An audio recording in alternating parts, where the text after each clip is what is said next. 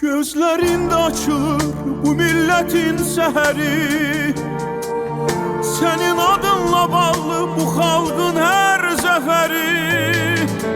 Qədemin değen yerde sehralarda gül açır, Gülistana çevrilir yurdun kendi şehri. Güneş doğur elə bil harda çekilir adım, dosta fəxarət gəlir, gözü kör olur yadım. Azərbaycan deyəndə səni düşünürük biz, azadlığa inanır xalqa sən bağışladın. Sən elə bir zirvəsən, küləklər neyləyəcək?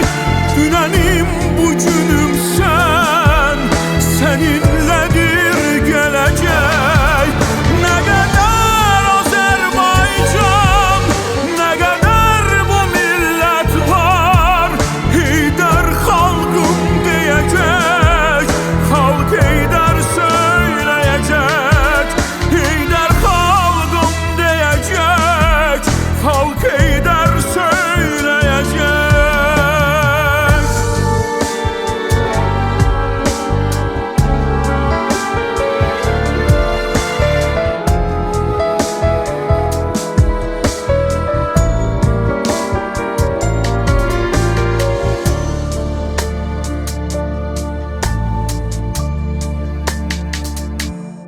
Sen bu çetin zamanda gücümüz, kuvvetimiz, sen bizim bu dünyada en büyük servetimiz. Milletin imzası var imzaların içinde, sana halaldır halal ülvü mehabbetimiz.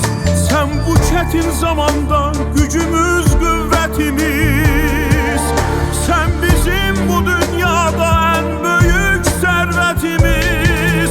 Milletin imzası var imzaların içinde, sana halaldır halal